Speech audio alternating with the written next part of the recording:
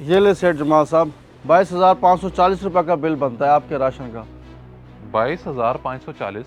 क्यों भाई नज़ीर, पिछले महीने यही सामान था और बिल बना था 21,330 रुपये। इस बार तुमने ज़्यादा क्यों रेट लगाया हुआ है? हर चीज़ में 10-20 रुपये ज़्यादा है। रमज़ान आते ही कीमतें बढ़ा दी हैं क्या? सेठ साहब, मैंने कोई महंगाई नहीं की अपनी तरफ से। आपको तो पता है हर साल रमज़ान आते ही ख़ास तौर पर खाने पीने के अशिया के रेट बढ़ जाते हैं। माशाल्लाह आपका लाखों करोड़ों का बिजनेस है, आप क्यों इतनी टेंशन ले रहे हैं? करोड़ों का कारोबार ऐसे नहीं बनाया, मेहनत से एक एक रुपया कमाया है और बचाया है। आराम के पैसे नहीं है जो मसनूई महंगाई की नज़र कर दूं। मुनासिब रेट लगाओ। सेठ साहब, रेट तो बिल्कुल मुनासिब लगाए हैं आपको। मैं तो समझा था आज कोई 20-25 डब्बे बनवाएंगे राशन के गरीबों में तकसीम करने के लिए, लेकिन आप तो अपने घर का राशन लेने के लिए इतनी कंजूसी कर रहे हैं। बस बस, मैं यहाँ तुम्हारी बातें सुनने नहीं आया। अगर तुम कम नहीं कर सकते तो मैं कहीं और से ले लेता हूँ। ये शौक भी पूरा करके देख लें जमाल साहब, मेरे जैसा रेट कहीं से नहीं मिलेगा आपको। ये क्या कर दिया तूने नजीर? 20-22 हजार रुपए के गाहक को ऐसे ही जाने दिया। कम से कम कुछ रेट कम कर लेता, इस तरह तो तेरी दुकानदारी खराब हो जाएगी। कैसे कम कर दूं वकील साहब, हर चीज़ का रेट बढ़ गया है। ग्राहक पुराने रेट पे चीज़ मांगता है, जबकि हमारी खरीदारी नए रेट पे है। अब नुकसान तो ना करो अपना। मैं ये नहीं कह रहा कि तुम अपना नुकसान करो, जो सामान पुराना पड़ा हुआ है उसका रेट तो पुराना लगाओ ना। पुराने सामान का पुराना ही रेट लगाया है, लेकिन ये सेठ जमाल साहब कुछ ज़्यादा ही कंजूस हैं। हर बार राशन लेते वक्त ऐसे ही बहस करते हैं। खैर, आप अपनी राशन की लिस्ट दें मुझे। हाँ, ये लिस्ट के मुताबिक सामान निकलवाओ, मैं फ्रूट वगैरह लेकर अभी आता हूँ। और इशफाक, वकील साहब के राशन निकलवाओ। वाह भाई वाह, तुमने तो नज़ीर से भी 600 रुपये ज़्यादा लगा दिया।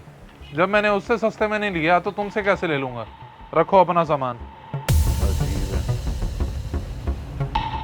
जमाल साहब, कहीं से रेट कम मिला आपको या अभी तक चेक करते फिर रहे हैं? सब मिले हुए हैं जी, जिसके पास भी चले जाओ हर किसी का अपना रेट है। मैं तो बड़ा हैरान हूँ, रमज़ान की शुरुआत है और रेट आसमानों को पहुँचे हुए हैं। मैं तो कहता हूँ नज़ीर से ही ले लें, पूरी मार्केट से रेट कम है उसका, मैं भी उसी से ले रहा हूँ। इधर उधर वक्त ज़ाया ना करें। हाँ, कह तो सही रहे हैं आप, अब और कर भी क्या सकते हैं। जाता हूँ फिर उसी के पास।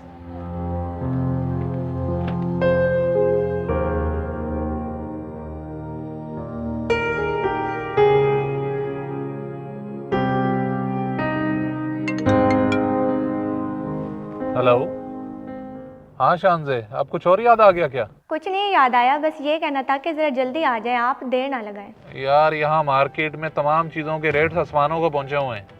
कुछ सस्ता मिले तो लेके आऊँ ना। महंगे सस्ते को छोड़ें, जैसा मिलता है लेकर आएं। कितनी बार कहा है कि कंजूसी ना किया करें, और आपको पता नहीं कि रमज़ान में बहुत सारी चीज़ों के रेट बढ़ जाते हैं। यार, अब तुम लेक्चर देना शुरू हो गई हो। मैं आता हूँ अभी। अल्लाह हाफिज़। एक तो इनको कोई भी बात समझाओ तो हर बात पर बहस करने लगते हैं।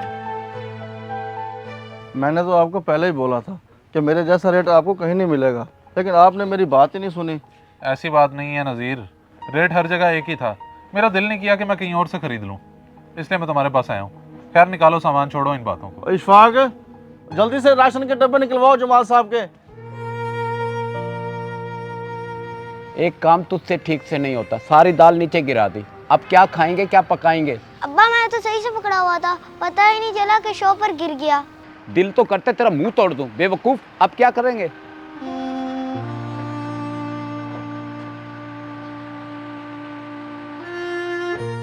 क्या हुआ रियाज, इस तरह रास्ते में क्यों ठहरे हो? बच्चे को डांट रहे हो? आखिर क्यों? बस क्या बताऊं सेठ साहब, एक तो गुर्बत ने तंग किया हुआ है, ऊपर से इसने परेशान कर रखा है। क्या? आखिर किया क्या इसने? कुछ तो बताओ।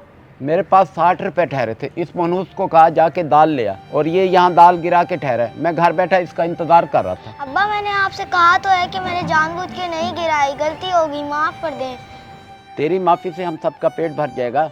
मैंने तो तुझे कुछ नहीं कहा, घर जाएगा ना तेरी माँ तुझे बहुत डांटेगी। चल दफा हो।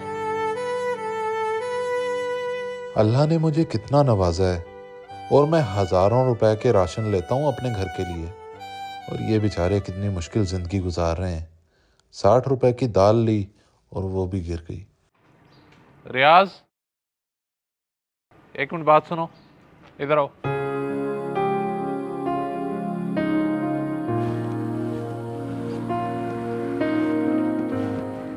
ये राशन मैं अपने घर के लिए लेके जा रहा था, तुम अपने घर ले जाओ। बहुत बहुत शुक्रिया सेठ साहब आपका। आपने मुझ जैसे गरीब की परेशानी को समझा और इतनी बड़ी मदद कर दी। आइंदा भी किसी चीज़ की ज़रूरत हो तो मुझे बता देना, इस तरह बच्चे को नहीं डांटते, ठीक है? जी ठीक है सेठ साहब, समझ गया। चल बेटा चल।